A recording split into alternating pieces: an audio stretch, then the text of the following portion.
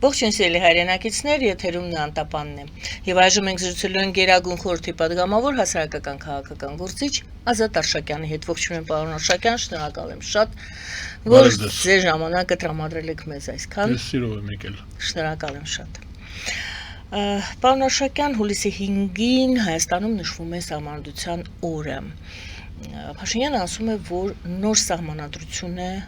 ընդունելու, ոչ թե փոփոխություններ են արվելու, որի մասին շատ էր խոսվում վերջին տարիներին, այլ ամբողջությամբ նոր սահմանադրություն։ Եկեք փորձենք հասկանալ նախ ինչ է մեջը փոխվելու, մենք թերևս չգիտենք դեռ, որովհետև չի ներկայացվել նախագիծ, դուք ինչ կփոխեիք, ամբողջությամբ կփոխեիք, ինչով է պայմանավորված անհրաժեշտությունը ամբողջությամբ փոխել սահմանադրություն, այսինքն նոր սահմանադրություն ընդունել, երբ օրինակ ես այսօր եւս մեկ հարցազրույցի ժամանակ այդ օրինակը բերեցի, նույն Միացյալ Նահանգները, որ այսօր տոնում է իր 250-ամյակը, մեկ սահմանադրությամբ շարունակում է գործել եւ կառավարել իր երկիրը։ Ինչն է վատ մեր սահմանադրության մեջ, ինչն այնպես չէ Հայաստանի սահմանադրության մեջ եւ ինչ պետք է փոխվի, որ համարենք, որ գործուն եւ երկրի բարգավաճմանը նպաստող սահմանադրություն ունենք։ Սահմանադրությունը պետք է արձանագրի եւ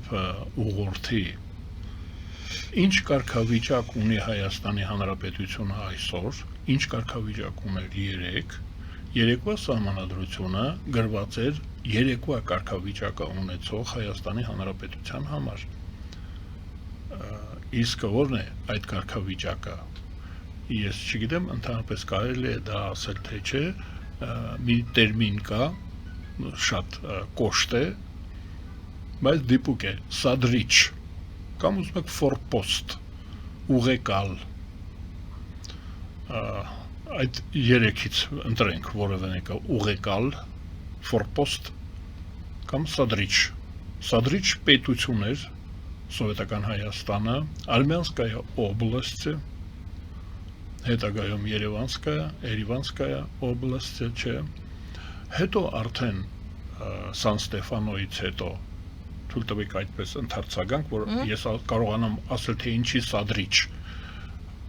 Սան Ստեֆանոյից հետո Բերլինյան կոնգրեսում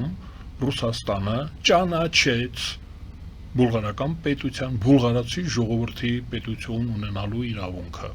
Արևմուտքը այն ժամանակ, արևմուտքը Ավստրո-Հունգարիան, Գերմանիան, Ֆրանսիան, Բրիտանիան առաջարկեցին Օսմանյան կայսրության փլատակներից փոկել բուլղարական պետությունը, ստեղծել բուլղարական պետություն, սերբականը արդեն կար, ռումինականը արդեն կար, ալբանական պետություն, ընդհանրապես նեղուցներից այն կողմ հունական պետությունը արդեն կար 1825-28 թվականներից հետո, այսինքն Օսմանյան կայսրության լուծարման գործընթացն էր սկսվել ու արևմուտքը 1878 թվին, հնարավոր է մի տարեսկում ենք ասեմ, այդ Բերլինյան կոնգրեսի ժամանակ առաջարկեցին Փոքր Ասիայում էլ ստեղծել հայկական պետություն։ Պարտված Թուրքիային, պարտադրում էին, Թուրքիան ճանաչում էր, պատրաստ էր Թուրքիան ճանաչելու բուլղարական պետությունը, արդեն Սերբիան կար, Ալբանիան կար, Բոսնիա-Հերցեգովինայի խնդիրը կար, Ռումինիան կար արդեն փոկված Օսմանյան կայսրությունից, Թուրքիան պատրաստ էր ճանաչելու նաև հայկական պետությունը այսօրվա արևմտյան Հայաստանի տարածքում ու հանկարծ Ռուսաստանը, որ պատերազմի գլխավոր ուժն էր, 100,000 զոհ էր տվել Ռուսաստան այդ պատերազմի ժամանակ։ Իդեպ ասեմ հետաքրքիր թվերին, 30,000-ը մարտական գործողությունների հետևանքով էին զոհվել, 110,000, 80,000-ը հիվանդությունների, հակասանիտարական վիճակի, մոծակների, չմաքրված ջրի հետևանքով, այսինքն զոհերը, ռուսական բանակի զոհերը թափվածության հետևանք էին, 30,000-ը մարտական զոհեր, կռվի հետևանք էր, իմիջիայ ճիշտապես էլ թուրքական բանակի զոհերն էին, ուրեմն այդպիսի զոհեր տալուց հետո Ռուսաստանը վճռոց ձայնի իրավունք ուներ, Հարսը արդեն Էրզրում մտել էր, Արդահան մտել էր, ուրեմն եվրոպացիները իդեմս Հունգարիայի, Ավստրո-Հունգարիայի ասացին, որ ճանաչենք այդ պետությունները, պարտադրենք Թուրքիային, որ բարիդրացիական հարաբերություններ ունենա քրիստոնեական ռեկոնկիստա, քրիստոնեական պետություններ, ուղղափառները այստեղ, հայկականը այնտեղ։ Գրչակովկա հիմա դա մեծ հեղինակություն է Ռուսաստանում, արտաքին քաղաքականության մշակողը, արտաքին գործերի նախարարներ ասեց հայ ժողովրդին պետություն պետք չի։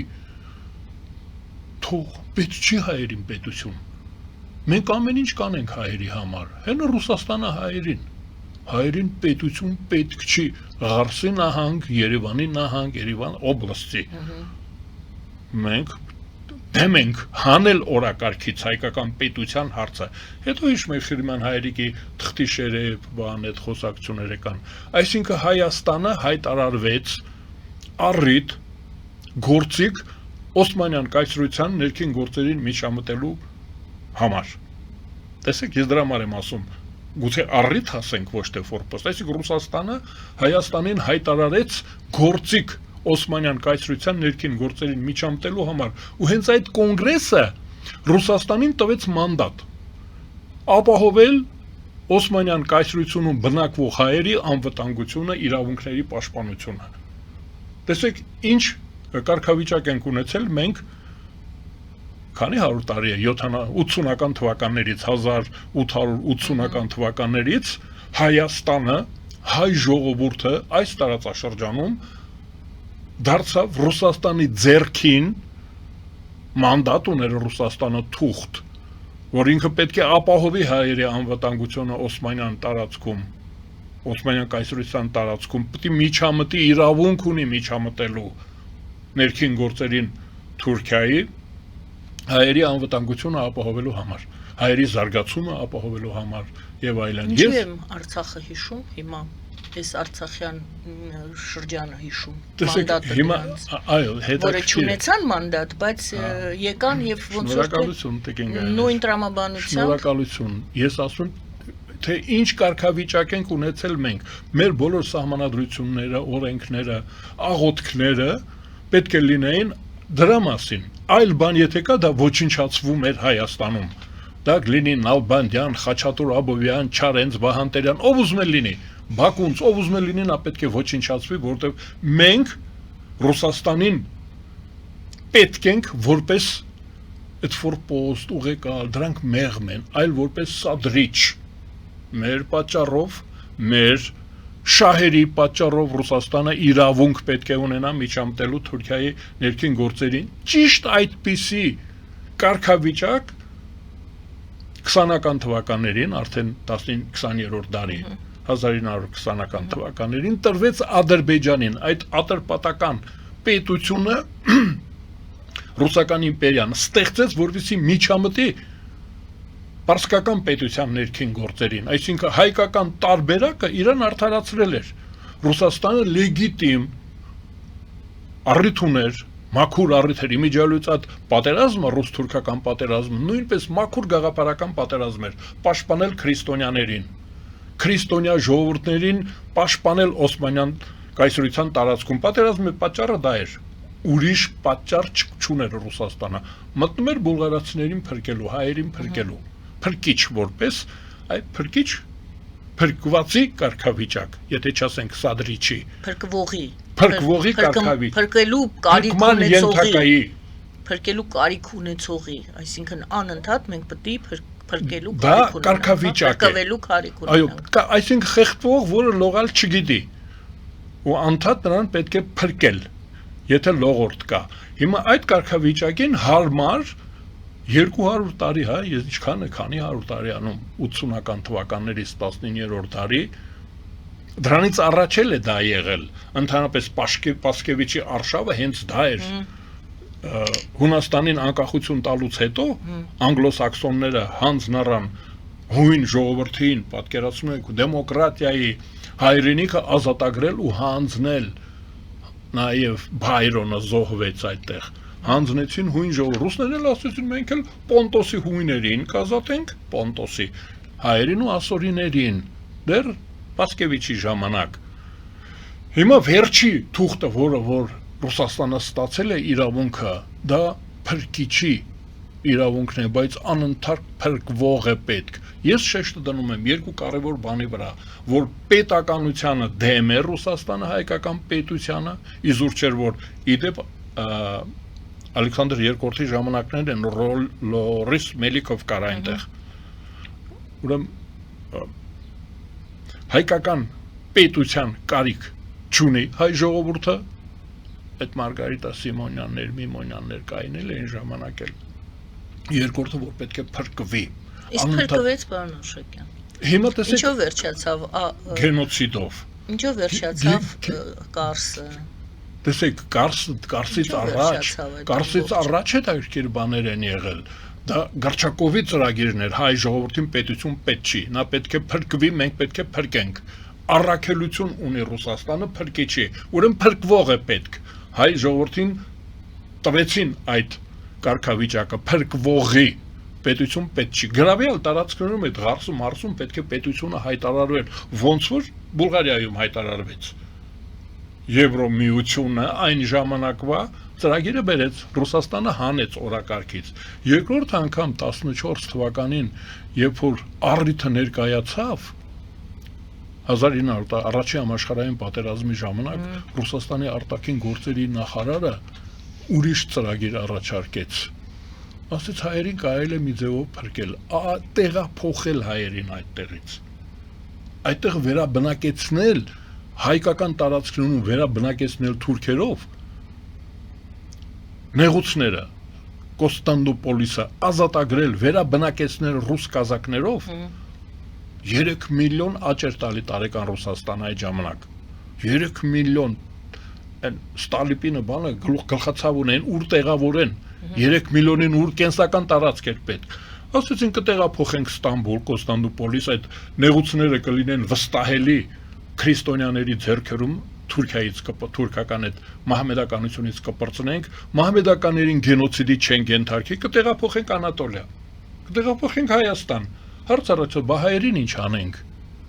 հայերին ուր տանենք ասացին հայերը իրենց գլխիճարը կտեսնեն այսինքն թույլ տվեցին 15 թվականին զորքերը հետ քաշեցին որպեսզի հայերը տեղաշարժվեն հայերին դժվար էր տեղից հանելը չէին դուրս գալի հայերը իրենց տեղից չէին գնում Կրասնոդար չէին գնում Սիբիր առաջարկում էին Սիբիր հիմա էլ իմիջայլոց ծրագիր ունեն հայերին առաջարկում են անվարձահատույց քանի հեկտար հող են տալիս Սիբիրում հենց հիմա օրենք ունի Ռուսաստանը հայերի համար ասում են եկեք մենք ձեզ հող կտանք անվարձահատույց կտրենք Բիրաբիջանից կամ Սղամայրսնաամուրը այնտեղ կտանք հողեր ձեզ ուրեմն Սազոնովը առաջարկեց պայմաններ ստեղծել, որ հայերին տեղահան անեն թուրքերը 15 թվականին թուրքերը դա արեցին հիմա եկավ հաջորդ էտապը 1920 թվականին 1920 թվականին արևմուտքը Անտանտան ճանաչել էր հայկական պետությունը մեծ պետություն, կենսունակ պետություն Պոնտոսի հունական պետությունը ճանաչել էր ռուսները հիշեցին որ պետք է փրկեն դրանք գրավոր ես ինչ որ ասում եմ դրանք կան գրավոր փաստաթղթեր են որ մեկը ես չեմ կռահում դասագրքային իդեպ ասեմ դասագրքային են որովհետև այդ օրինակ Սազոնովի եւ Գարչակովի փաստաթղթերը բացի այն որ արևմուտքում կար Բերլինյան կոնգրեսի նյութերը արևմուտքում կային Բոլշևիկները Կերենսկին ժամանակավոր դեմոկրատները երբ որ եկան իշխանության որպեսզի ազգային փոքրամասնություններին գրավեն իրենց կողմը հեղափոխություն էր բացահայտեցին այդ գաղտնի թղթերը այդ թվում մեր մասին որպեսզի հայկական զորաբանակները 2-300,000 հայ զինվոր ռուսական իմպերիայում կռվում էր Ռուսաստանի համար դրանց որպես այդ գայերն ու բժշկյանցները որպեսզի հավատարիմ մնան ռուսական իմպերիային ասեցին տեսեք ցարական Ռուսաստանը ոնց է վարվել ձեր հետ այդ թղթերը տպեցին բոլշևիկները երբ որ եկան տպեցին դեմոկրատ ռուսների փաստաթղթերը դավաճանական որ հանձնարարեցին Յուդենիչ, Մուդենիչին, որ հրամայեցին զորքերը հետ բերել Հայաստանից։ Ուրեմն 20 թվականին 1920 թվականին համատեղ ռուս-թուրքական բանակը ներխուժեց ճանաչված հայտարարված ազգերի լիգայի կողմից ճանաչված հայկական պետության տարածքը անեքսիայի ենթարկեցին, Արաքսիցային կողմնաց Քեմալական Թուրքիային, ասկով մնաց Ռուսաստանին, Ամերիկայի Միացյալ Նահանգների պնդմամբ։ Եվրոպան արդեն ձեռ էր քաշել Հայաստանից, ձեռ էր քաշել։ Ամերիկացիները պնդեցին, ասեցին, այդտեղ ինչ որ օջախ պետք է լինի, հայկական օջախ։ Սովետական Հայաստանը սարքեցին 30,000 քառակուսի կիլոմետրի վրա մնաց, բայց սովետական Հայաստանը հետագայում դարձավ արդեն առիթ Օսմանյան կայսրություն ներխուժելու համար։ Ասեցին թող մնա, մեր շահերից է բխում։ Ոչ միայն Ամերիկայի Միացյալ Նահանգներին ենք լավություն անում, այլ նաև հայկական Ռուսաստանին է հարմար։ Արդեն Ադրբեջանի ծրագիրն էլ կար։ Ուրեմն Ադրբեջանի առիթով կմտնենք Պարսկաստան, հայերի առիթով, Հայաստանի առիթով սովետական կմտնենք Թուրքիա, համաշխարհային հեղափոխություն կկազմակերպենք, իդեպ մայրաքաղաքն էլ Բերլինը, ոչ թե Մոսկվան կամ Պետերբուրգը։ Մայրաքաղաք պետք է Բերլինը լիներ, Լենինը այնտեղ պետք է նստեր։ Համաշխարհային այդ Սովնարկոմը Բերլինից էր ղեկավարելու աշխարհը։ Ուրեմն տեսեք, այդ կարգավիճակը մեր հռչակագիրը, այդ հայտնի հռչակագիրը 1990 թվականի հռչակագիրը ինչի մասին էր, նորից դրա մասին էր, փրկվողի մասին էր, այ փրկության հռչակագիր էր, ուրեմն փրկիչը պետք է լիներ։ Այդ ամեն ինչը բովանդակությունը անմիջապես կապված էր Գրչակովի ծրագրի հետ։ Մենք հայտարարում ենք, որ պետք է պայքարենք, վերադարձնենք, նվաճենք, ազատենք։ Որտեղից ենք ազատելու, ումից ենք ազատելու։ Մեր ծրագրերում կա ընդհանրապես համաշխարհային պատերազմ սկսելու, մեր հռչակագիրը դրա մասին էր։ Հիմա սահմանադրությունները, հռչակագրերը սպասարկել են այդ փրկվողի կարգավիճակ ունեցող պետության, համայնքի, օբլաստի, գուբերնիայի ծրագրերը։ Այ եթե այսօր մենք խոսում ենք սահմանադրության մասին, ուրեմն մենք ինչ պետություն ենք ուզում ունենալ, փրկվող պետություն, այսինքն դա ուրեմն պետք է այնպիսի սահմանադրություն ունենա, որը որ սպասարկելու է ֆորպոստի, ուղեկալի, փրկվողի, էլ ինչ հնարեցինք։ Դրա համար սահմանադրություն գրենք, թե մի ուրիշ բանի համար։ Հիմա մենք այդ ճանապարհն ենք, երեք չի առաջ որ այսքանի օրը եվրոպացիները եւ ռուսները։ Ես այստեղ պետք է ասեմ, որ ցավոք սրտի մենք ակտիվ չենք։ Մենք пассив ենք։ Եվրոպան, Արևմուտքը եւ Ռուսաստանը հիմա մեր կարգավիճակի համար պայքարում են։ Մենք ձեռքերներս ծալած չենք սպասում, բայց ես մի տեսակ ասում ենք առաջարկեք, տեսնենք որն է, բալանսի կբերենք, տեսնենք ձերանցից ձեր առաջարկ թե կտեսնենք ով է հաղթում, ով որ հաղթի նրա կողմից կգնանք։ Եթե այդպես լինի, մենք եւ լավ ենք լավ եւ նրանց հետ ենք լավ։ Մենք ընտրում ենք պարզվողին, մինչեւ պարզ լինի ով հաղթեց այդ։ Ինձ լավ փոխանցում եք արել, ես ուզում եմ չարաշահելով։ Ձեզ համար եմ չարաշահելով։ Ձեզ համար եմ։ Մենք ոչ թե նայում ենք, թե ով է հաղթելու նրա կողմը անցնենք, այլ նայում ենք, թե ով է պարտվելու, որ նրա կողմը անցնենք։ Ով պարչի ով է հաղթելու։ Չեք սրում այդքան, այսինքն պարտվողի կողմը անցնելը։ Դե մենք մինչև հիմա դա ենք արել։ Այ ինչի մասին ես որ խոսում եմ, մենք պարտվողի կողմն ենք անցել։ Մենք մեր շահերը չենք սպասարկել։ Մենք ուրիշ պետության, ուրիշ իմպերիայի, իմպերիաներից պարտվածի շահերն ենք սպասարկել։ Դա է հետաքրքիր, որ այսինքն արևմուտք թե Ռուսաստան, մենք անցանք Ռուսաստանի կողմը։ Մենք պաշտպանեցինք Ռուսաստանին, թղթի շերեփը պաշտպանեցինք։ Երկու տարբերակ, մեկը չենք հասկանում, կոպիտ անխելք ենք, երկրորդը վախենում ենք, երկրորդը ո՞րն է։ Ինչու։ լավ, ես ինքս փորձեցի պատասխանել, տարբերակներ առաջարկել, բայց կանգնեցի մեկ տարբերակի։ Հիմա մենք, տեսեք, հենց հիմա մենք ինչ ենք Եթե պարտվող է, վախը անտեղին է։ Չպետք է վախենաս ինչ որ մեկից, որը պարտվել է, ճիշտ է։ Այո։ Ուրեմն չենք հասկացել, որ պարտվում է, պարտվել է, կամ ինչից ելնելով ենք, մենք ընդհանրապես կողմ, որևիցե կողմ գնում, եւ ինչու ենք ընդհանրապես ինչ որ կողմ գնում։ Հիմա վերջերս ասում են ոչ այստեղ պետք է գնանք, ոչ արևմուտք պետք է գնանք, ոչ Ռուսաստան պետք է գնանք, պետք է մնանք մեր Հայաստանում, Եվրոպան պետք է գա մեզ մոտ։ Հիմա Ռուսաստանն է եկած դերևս մնացել է դեռ չի կարող կամաց հեռանում է, հենց մենք դա ենք տեսնում, Ռուսաստանին հեռացնում են 3 չի առաջ օր այն տիկինը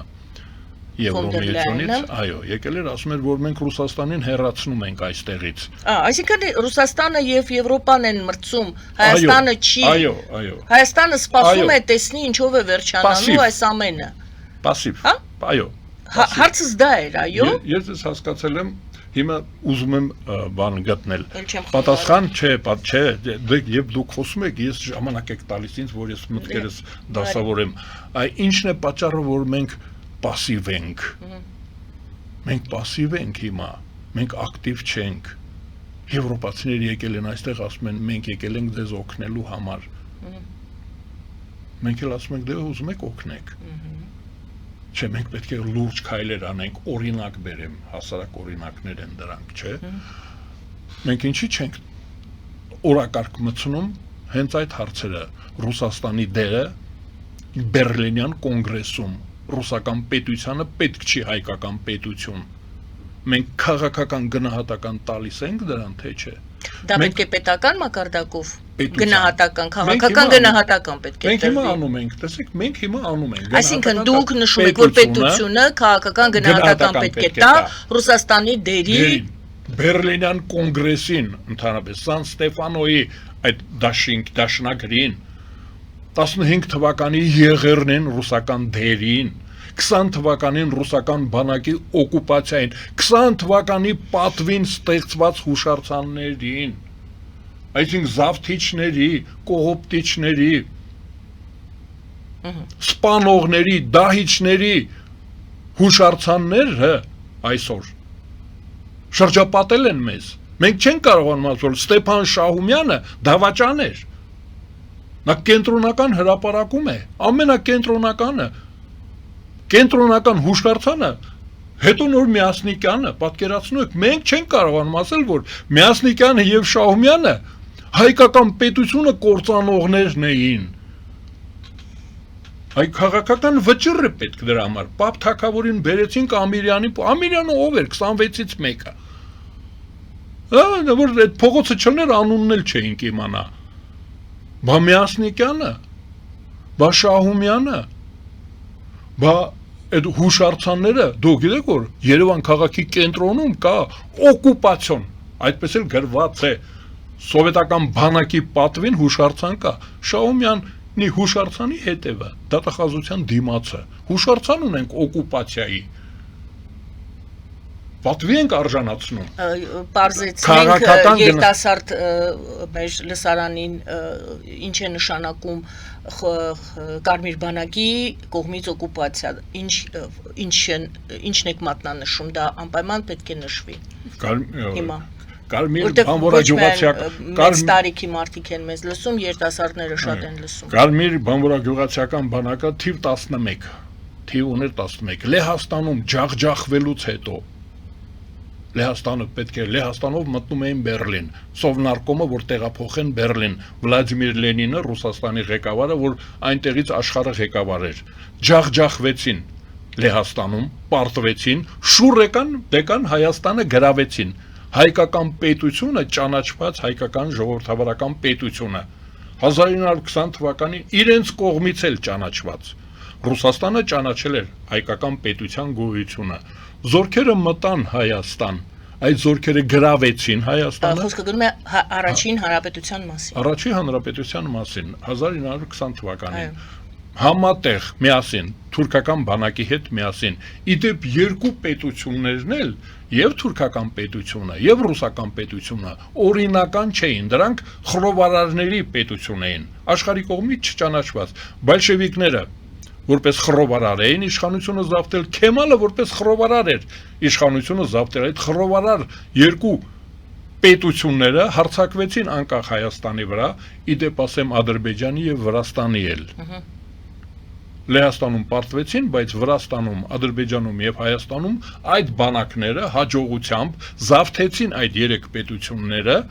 եւ այդ զավթման առիթով ստեղծվեցին հուշարձաններ։ Հիմա կա այդպիսի հուշարձան։ Ես Երևան քաղաքի կենտրոնում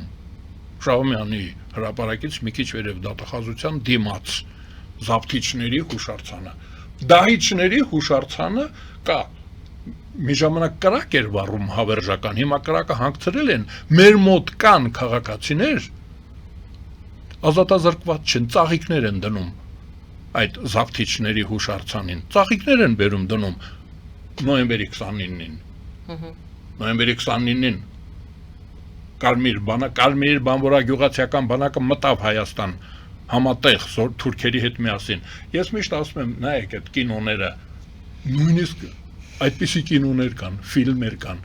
Նվագախմբի տղաները եւ Զանգեզուր կինոն։ Տեսեք դա ոնց է եղել։ Դեռ այն ժամանակ թույլատրվում էր այդպիսի ֆիլմեր անել։ Ուրեմն քաղաքական գնահատական պետք է տրվի հայ-ռուսական հարաբերություններին։ Սահմանադրությունը պետք է դրանից բխի։ Ինչ գնահատական ունենք մենք, ինչ գնահատական ենք տալիս ռուսական վարքագծին, ուզում եք ես ուրիշ ձևի ասեմ, ասենք Պուշկինը սպանեց Նալբանդյանին, Դոստոևսկին սպանեց Պերճ Պրոշյանին, Մայակովսկին սպանեց Վահան Տերյանին, Եսենինը սպանեց Չարենցին։ Են որ ասում են դու ֆոբիա չունես ռուսների դեմ, չէ ասում եմ, ես չունեմ։ Ես ուղղակի գիտեմ որ Պուշկինը սպանել են Միքայել Նալբանդյանին կամ Խաչատուր Աբովյանին։ Հարմար է ձեզ այդ բանաձևը, նրանք սպանել են մեզ, մեր գրողներին, մեր մտավորականներին։ Ասեմ որ փոխաբերական եք ասում, թե ոչ։ Չէ, փոխաբերական չի, նրանք իրար հետ չեն էլ հանդիպել։ Այ երբ որ ասում են ռուսական մշակույթը Դոստոևսկին, ասում եմ, հա, Դոստոևսկու դեմ էլ մենք ունեինք գրողներ, չէ։ Ունենայիր ուժեղ պահեիր կոդը։ Ինչու՞ չես կարողացել։ Այ մենք պետք է իմանանք, որ ինչու ես այսօր ֆիլմերը դեռ ռուսերեն լեզվով դիտում։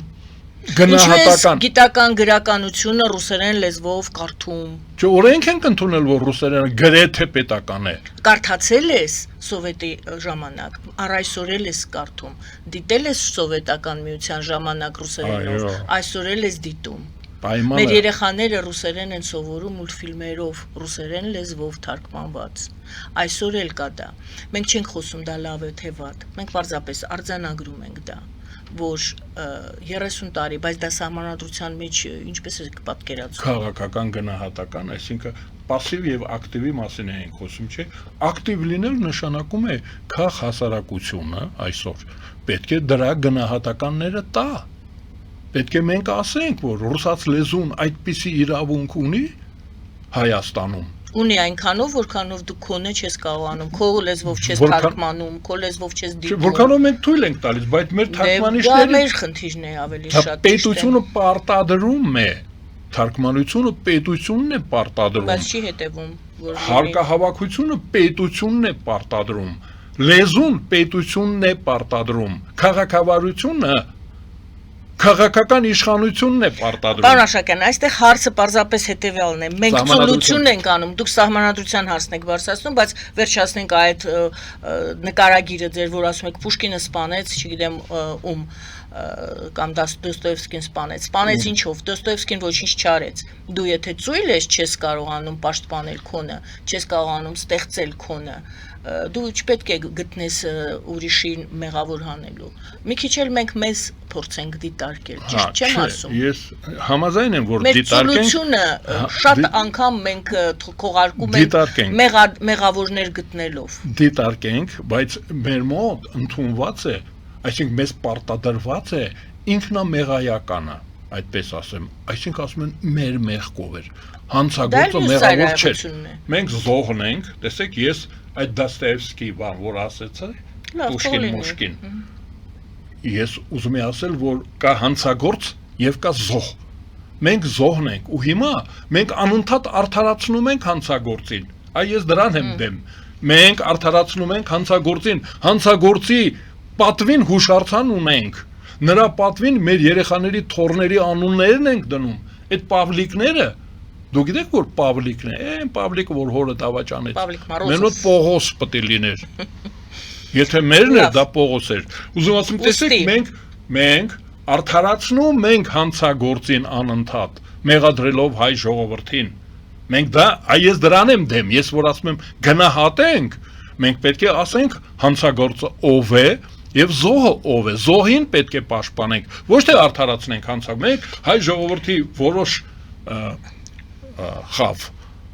քաղաքական հասարակության կամ քարոզիչներ կան, որ փաստաբան են հանցագործի, հանցագործության փաստաբան են, անընդհատ արդարացնում են Պասկևիչին, արդարացնում են Լենինին, Ստալինին, Անդրոպովին,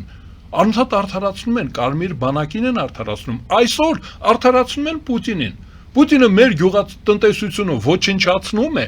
պատերազմ է հայտարարել մեր գյուղացիներին։ Ես որ ասում եմ բաքունցին սպանեցին, պայմանական չէր։ Եսինինը չեկավ, Եսինին էլ սպանեցին դրանք։ Ուզում ասեմ, դրանք իրանց էլ չեն խնայում։ Այնպես չի որ գիտեք, բան կա։ Չէ, նրանք մարդասպան են, հանցագործ են։ Եսինին են Մայակովսկուն էլ սպանեցին, Դաստոևսկին էլ գնդակարության հոդվածով գնաց ներվեց Սիբիրում տաժանակիր էր։ Ուրեմն ոչ թե Դոստոևսկին սպանեց, այլ Դոստոևսկիով սպանեցին։ Իրենք ինքնասպան եղան։ Ոչ, իրենք ինքնասպան են լինում, իրենք համ ինքնասպան են լինում, համ էլ մեզ են սպանում։ Բայց ես վերադառնամ, խնդիրը հետևյալն է, եթե մենք չենք տալիս քաղաքական գնահատականը, մենք անցնում ենք Դահիճի կողմը, մենք աչքներս փակում ենք դրա վրա, այ սահմանադրությունը, վերադառնամ սահմանադրությունը ում համար է գրվում, Հայաստանի Հանրապետության ազատ անկախ ժողովրդավարական Հայաստանի Հանրապետության համար է գրվում, անկախ Հայաստանի համար, զարգացող Հայաստանի համար, յուրայինների հետ լավ հարաբերություններ ունեցող Հայաստանի համար, թե թշնամիների գրկում գտնող թշնամիներին արդարացնող պետության համար են գրում։ Հիմա այսօրվա սահմանադրությունը թշնամուն արդարացնողը չի պարտադրում օրինակ անվանափոխություն անելը, չի պարտադրում հարաբերությունները ճշտելը Հայաստանի Հանրապետությունը կործանողների հետ։ Օրինակ մենք հարցը դնում ենք ինչի գրավեցիք հայկական պետությունը, Ղարսը, Նախիջևանը, Նագորնի Ղարաբաղը։ Ասում փրկեցինք այդ Մարգարիտա Սիմոնյանցի հիշատակում, ինչ է ասում։ Մարգարիտա Ասում եմ Ռուսաստանը քեզ ստեղծեց, Ռուսաստանը քեզ փրկեց, Ռուսաստանը չլիներ, դու այսօր չէիր լինի։ Չէ՞, Մարգարիտա Սիմոնյանի ամբողջ այդ ելույթների ողջույցը դա է։ Ես տգետություն չեմ համարում, ես ասեմ, որ նա տգետ չի։ Ինքը մի առիթով ասել է, որ իրենք էլ հալածված։ Ես ասեմ Ռուսաստանում կա հատուկ մանիֆեստ 2014 թվականին ռուսական պետությունը Վլադիմիր Պուտինի ստորագրությունով ճանաչեց, որ գենոցիդ է կազմակերպել հայ ժողովրդի նկատմամբ Ղրիմի հայությանը։ Մարգարիտա Սիմոնյանը թող դա հիշի, որ ռուսները արդեն խոստովանել են, որ գենոցիդ հենց դրա համար է, որ Ռուսաստանը ներողություն է խնդրել մեզանից եւ ասել է դիմեք փոխհատուցում տանք։ Հայաստանի Հանրապետությունը դիմել է, մենք որպես հայրենակիցներ, մեր հայրենակիցներին են կոտորել։ Ես չեմ ասում կալմիկներին։ Ինչու չի դիմել։ Որովհետեւ մենք արդարացնում ենք հանցագործությունը։ Օրինակ Ստեփան Շաումյանի Միասնիկյանի հուշարձանը տեղադրելով Հայաստանի մայրաքաղաքի կենտրոնում արդարացնում ենք հանցագործությունը։ Մենք արդարացնում ենք, ասում ենք, որ լավ եք արել, որ մեզ կոտորել եք։ Եթե մենք չենք դիմում, հիմք ընդունելով Վլադիմիր Պուտինի 2014 թվականի մարտի 16-ի հրամանագիրը։ Ես քանի տարի արդեն 10 քանի տարի է դա ասում եմ։ Իմ ասելով է ինչի։ Ինչի չի դիմում մեր պետությունը։ Խոստովանել են, ռուսները ճանաչել են գենոցիդը, իրենց Գոսդուման ճանաչել է, Փայատերեն չէ գենոցիդի։ Մենք ինչի փոխհատուցման համար չենք դիմում Ռուսաստանին։ Չենք ասում դուք եք կազմակերպել։ Դուք միասին եք արել դա։ Ձեր Սազոնովը դա ասել է։ Պաշտոնական արտաքին գործերի նախարարը դա ասել է։ Ձեր հրամանատարները, զորքերը հրամայել են հետ քաշվել։ Ժնևիա կոնվենցիան արդեն կար 1862 թվին է ընդունվել կոնվենցիան։ Ռուսաստանը դա ճանաչում է։ Հրամանագրեր ուներ Ռուսաստանը 15 թվականին, որ խիստ հետևել հայկական ստորաբաժանումներին, որ մահմեդականների գլխից մի մաս չպակասի։ Ես ձեզ ասեմ, որ ծովափին, Սև ծովի ափին բազմաթիվ դատավարություններ եղան ռուսական բանակի դեմ, որ հալածել էին գրավյալ ռուսական թուրքական տարածքներում տեղի բնակիչներին։ Տեսեք, այստեղ էլ հրաման կար, որ հանկարծ ռուսական բանակը քաղաքացիների նկատմամբ, խաղաղ բնակչության նկատմամբ ու հայերին տարան այստեղից։ Այդ Անդրանիկ Գյալդի, որ ասում ենք, մենք հիմա բաներ ենք սարքել, չէ, հերոսներ ենք սարքել, որ այդ 6000 հոգին ինչ պետք է աներ, 150,000 զինվոր կռվում էր, 150,000 զինվոր, 6000 հայ կամավորականները խոզ զվոդում ինչ պետք է անեին, դրանց էլ խիստ հրամայված էր ձեռ չտալ, գրավյալ տարածքներում թուրքերին ձեռ չտալ, ոչ մի կողոպուտ, բա հայերին ինչի հետ չբերեցին, ինչի նույնը չարեցին հայերի հետ, երբ որ 15 թվականի գարնանը զորքերը հետ քաշեցին, ինչի չենք պահանջում,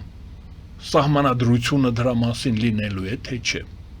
եթե մենք այդ հարցերի պատասխանը ունենանք, քաղաքական գնահատականը ունենանք, մենք կգրենք մեր պետության համար սահմանադրություն։ Այն, որ շատ ասում են զոհի կարգավիճակից կամ զոհի այսպես ինքնընկալումից ազատվել է պետք, դուք դա մատնանշում եք, թե ինչից պետք է սկսել։ Մենք հիմա հնարավորություն ունենք, օրինակ սրանից 50 տարի առաջ, անձամբ ես դա ասել եմ, և լեսապավալում ծառ եմ կտրել, այդ ձեռքերով, կացինով։ Գովազդ եմ հայտարարում եթերում։ Սիրելի բարեկամներ, գովազդից հետո վերադառնում ենք տաղավար, շարունակում ենք զրույցը Ազատ Արշակյանի հետ։ Մնացեք մեզ հետ։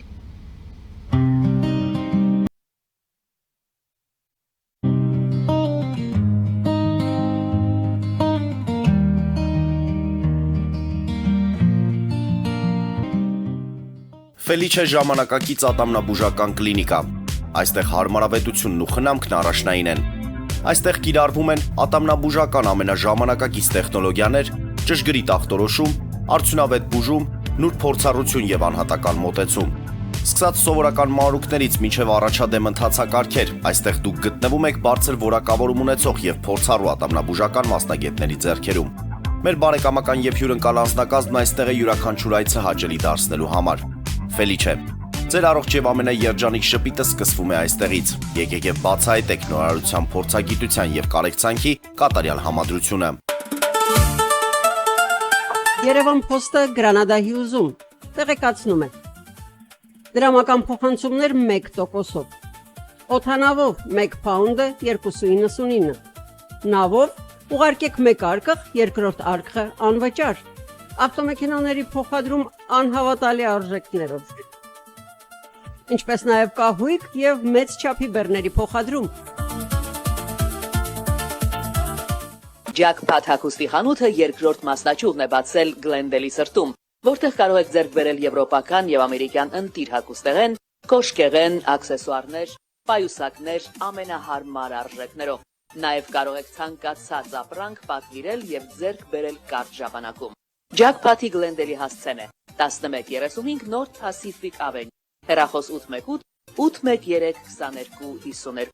Jackpot հագուստի լավագույն կենտրոնը Գլենդելում։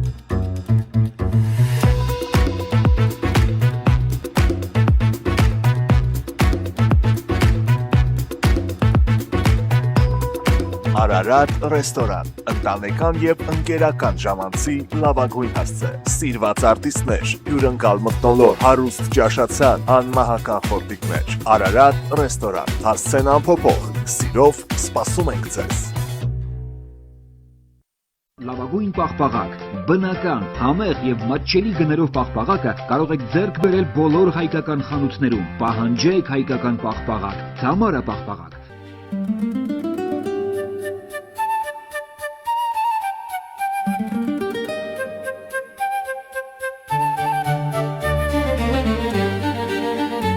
Նոյան տապան տպարան,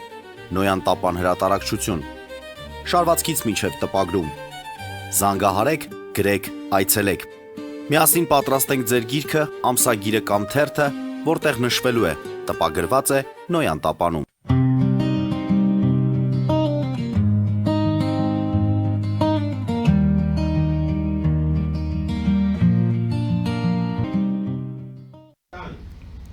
Սիրելի բարեկամներ, հիշեցնեմ, որ մենք զրուցում ենք Ազատ Աշակյանի հետ, Գերագույն խորհրդի պատգամավոր։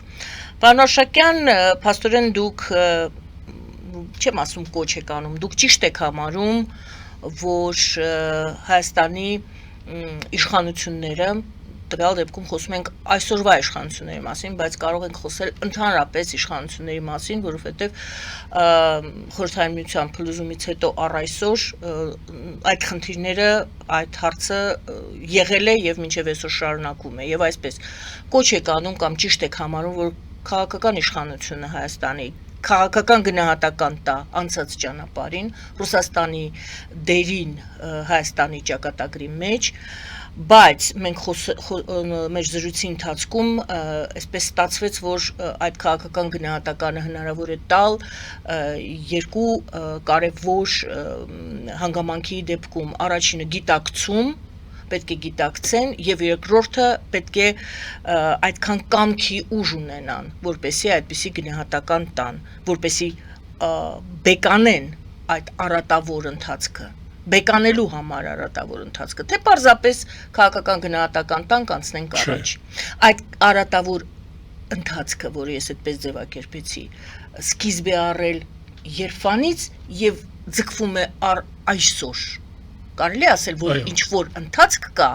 որը սկիզբ է առել ձեր 200 տարի առաջ եւ հիմա շարունակվում է։ Այս շարունակության մասին մենք հիմա հուշում ենք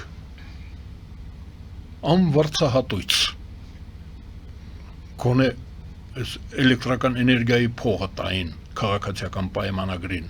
եթե իրենք քաղաքական գնահատական չեն տալիս, ուրեմն իրենք պաշտպանում են, աջակցում են այդ քաղաքականությանը, օրինակ հիմա Նագորնի Ղարաբաղը քաղաքացիական պայմանագիրը հանձնեց, լքեց, թե Ռուսաստանը խլեց ու հանձնեց։ Ես ասում եմ, որ կա փաստաթուղթ Բրեստ-Լիտովսկի եւ Մոսկվայի կոնֆերանսի, Բրեստ-Լիտովսկը 1918 թվականին, Մոսկվայի կոնֆերանսը 1920 թվականի մարտին, նայել էր մարտին,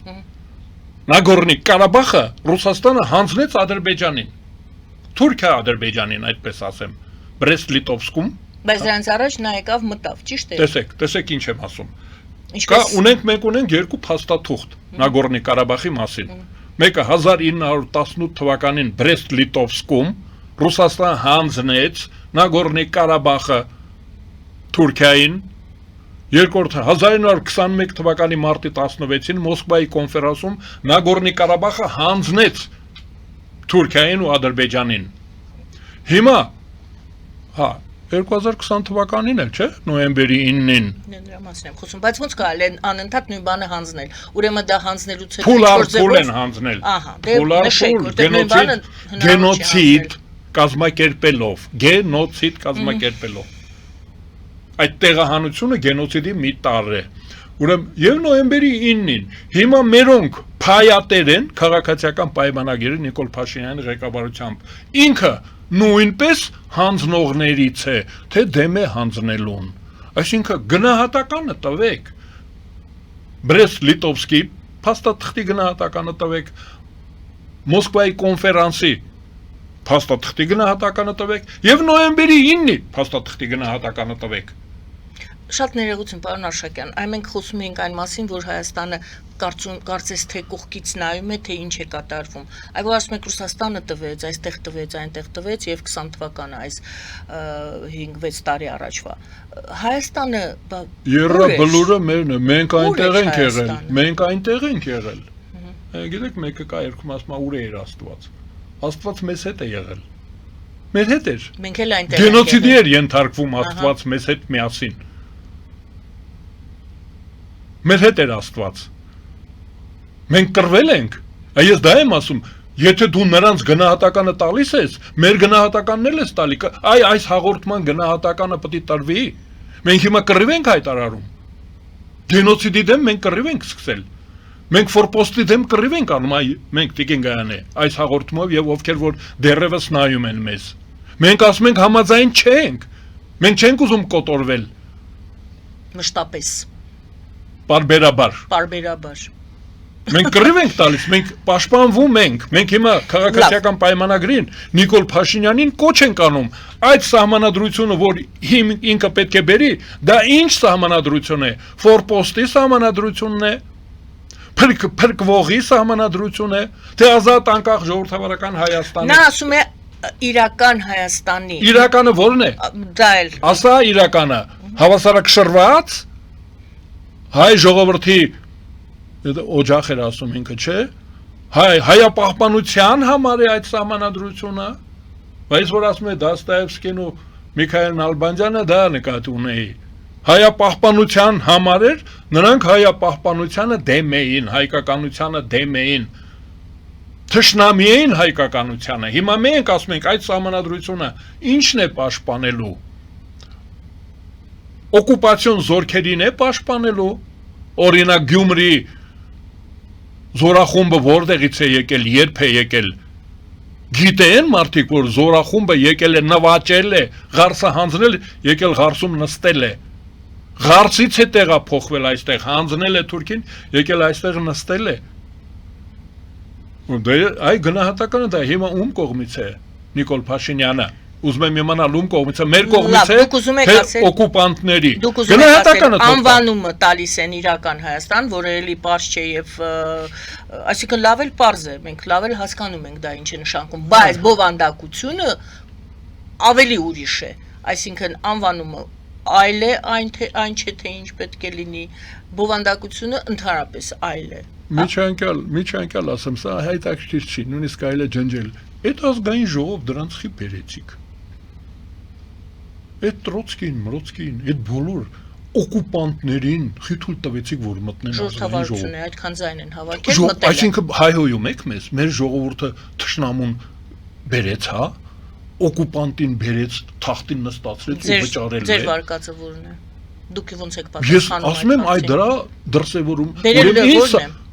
Ոնց թույլ տվեց, որ նրանք մասնակցեն այդ ծրագրով։ Պուտինը ասաց, քանիսին ապրիլի 1-ին ասաց։ Ապրիլի 1-ին Պուտինը, Ինչ ասաց այ քաղաքական գնահատականը, այդ ապրիլի 1-ի Պուտինի հայտարարության քաղաքական գնահատականը։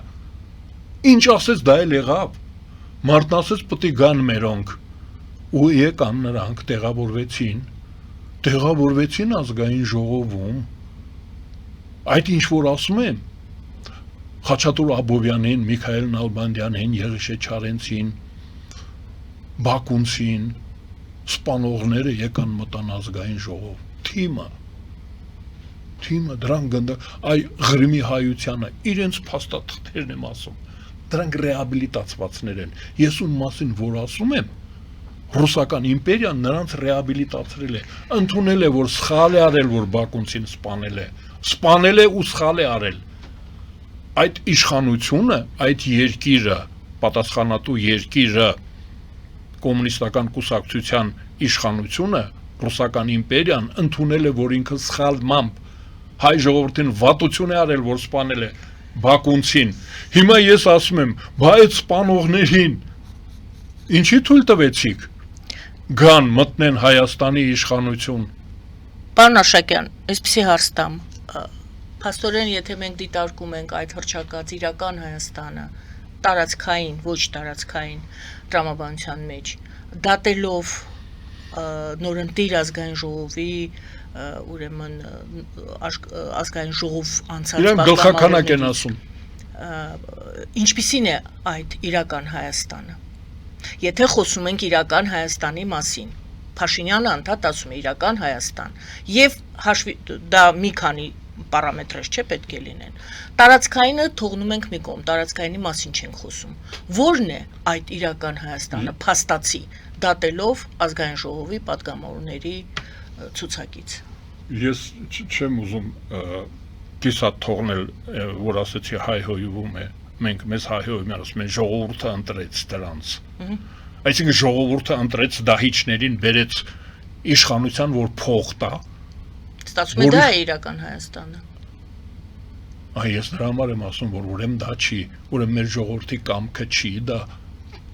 արդարադատության համակարգը հատորներով նյութ է հավաքել, դրանցից մեկը հերիք էր նրանց բանտ ուղարկելու համար, կամ իրենց հայրենիք աքսորելու։ Թող աքսորեն, թող Պուտինի մոտ աքսորեն, ընդեղ տեղ կա, Սիբիրում շատ տեղ կա։ Նրանք գիտեն Նավալնին ինչ, նավիճոկ կքսեն մռութներին, ներքնազգեստին կքսեն կսպանեն։ Ոնց եղավ, այսինքն մենք ընտրեցինք, մենք Շահումյանին ընտրեցինք, մենք միասին։ Այսինքն, բա ինչ եղավ, դրա համար եմ հարցնում։ Հետ եմ գալի, նորից եմ հարցնում, ձեր վարկածը։ Մենք միասին ենք հետ, մենք միասին ենք։ Միասին հետ եք, պարոն Աշակյան։ Մենք մենակ չենք իդե։ Բարի։ Մեզ դիտում են։ Դուք պատկերացնում եք, ստացվում է, որ մենք հիմա հայհոյում ենք մեր ժողովրդին, ասում ենք, որ մեր ժողովուրդը սրիկաներին ընտրեց։ Ակնհայտ քրեական։ Դա ձեր գնահատականն է։ Բանը դատավճիռ կա։ Ոնց դատավճիռ կա։ Եվրոպայի մարդու իրավունքների դատավճիռ կա։ Մարդասպանության եւ արդարադատությանը խոչընդոտულ վերաբերյալ։ Բայց ոնց ասեմ ես։ Ռոբերտ Քոչարյանի եւ Ծառուկյան Գագոյի վերաբերյալ կա դատավճիռ։ Ինչ ուզում եք ասեք, դատավճիռը։ Այն մյուսները նրանց էլ կան, որ հիմա կասկածվում են կամ էլի դատավճիռներով մարդիկ կան։ Բա ոնց ասենք, հա, փաստաբան եմ ես դրանց։ Ես հանցագործների փաստաբան չեմ։ Կարող էի դառնալ։ Դուք գիտեք, որ ես չեմ զբաղվում մարդու իրավունքներով։ Ես այդ 10 տարի падգամավոր եմ, ոչ մի անգամ բերդ չեմ գնացել, ասել եմ չեմ գնա։ Չեմ ուզում դա, ես չեմ ուզում դրանով զբաղվել։ Դատախազ կա, փաստաբան կա, դատավոր կա, թող զբաղվեն։ Ես ճիշտ եմ ասում, նրանք ճանաչվել են հանցագործ։ Հանցագործ են, ճանաչվել են։ Հանցագործներին ինչի բերեցինք մենք, ով, այսինքն մենք մեր վրա կրակողին բերեցինք ազգային ժողով, մեր վրա իշխան դրեցինք, որ էլի կրակի։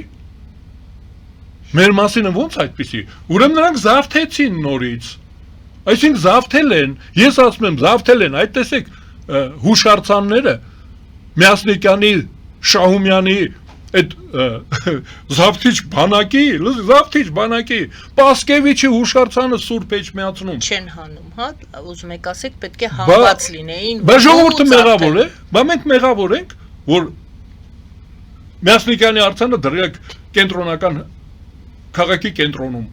Մեր ժողովուրդը ինչ անի։ Բա բերեցին, խցկեցին զորով, շարով, փողով,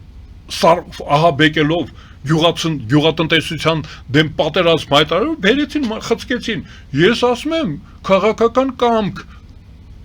փակել դրանց։ Ոնց եք թույլ տալիս, որ դրանք հանցագործները մտնեն իշխանական համակարգ։ Այդ դրա համար եմ ասում, բայց վերադառնանք Ղարաբաղի հարցը, Նագորնի Ղարաբաղը։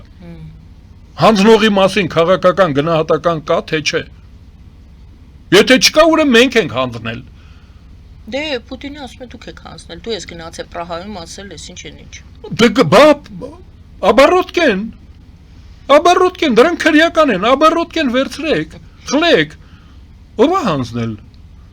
Բա Բրեստ-Լիտովսկի ես ինչ եմ, ամեն անգամ գալիս եմ, ես էլ բան ու գործ չունեմ, իմ այդ պատմական էքսկուրս, բա Մոսկվայի կոնֆերանսը, որ Նագորնի Ղարաբաղը հանձնել են, այդ մենք ենք հանձնել։ Այս ամբողջից փորձում ենք ամփոփել, որտեղ արդեն ժամանակը։ Այո, մենք խոսում էինք շատ հետաքրքիր, կարևոր մի հատ ձևակերպում եղավ։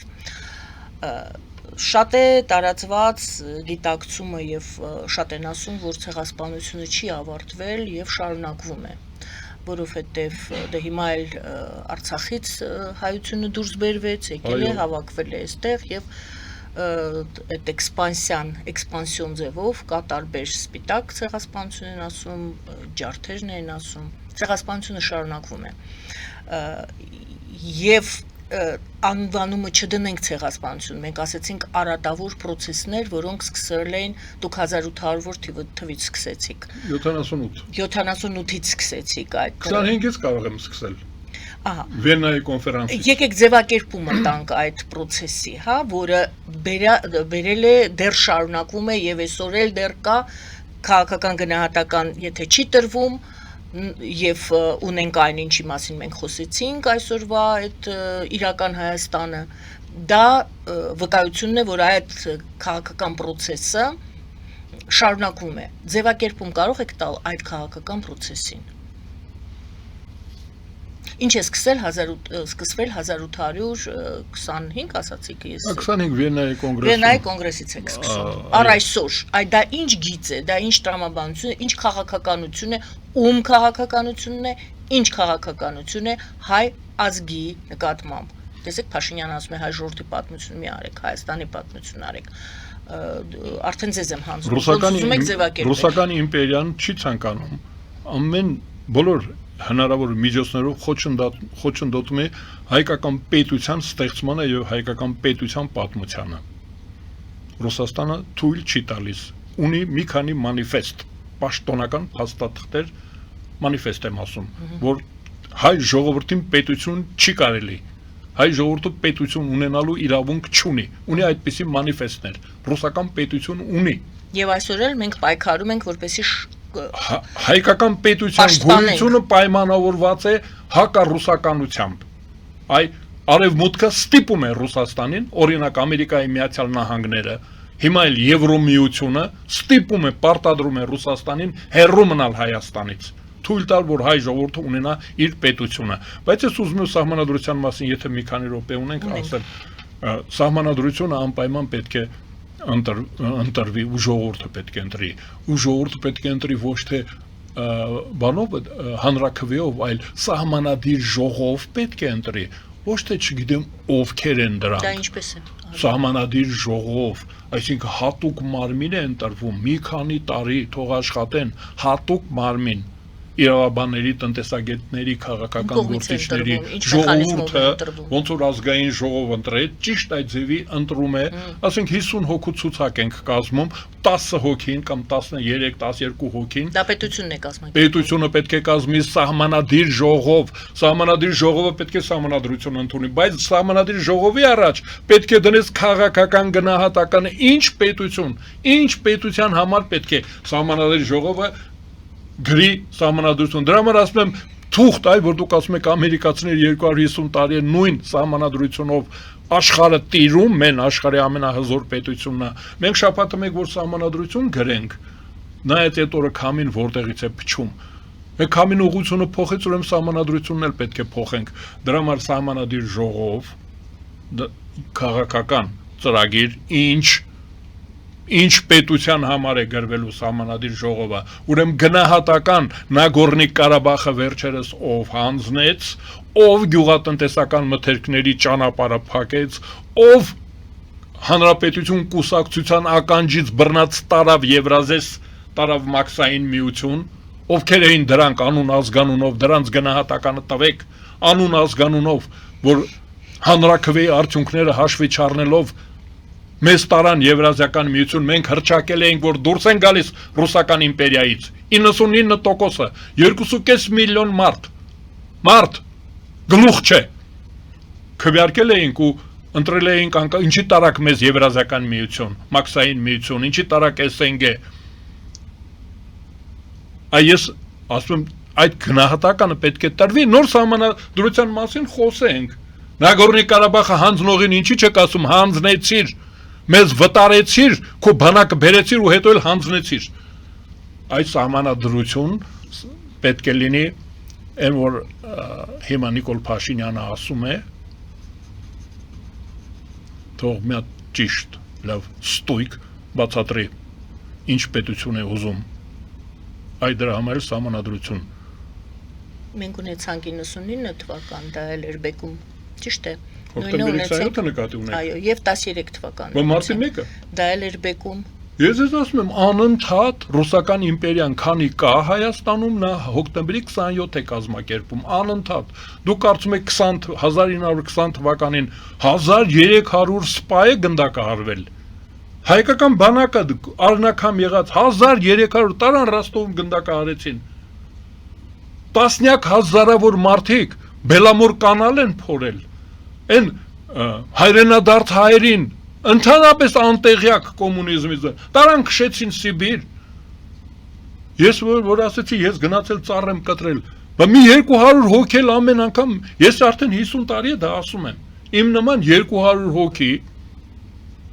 դատավճիռներ ունենք։ Սովետական միությունը ունի անձնագիր։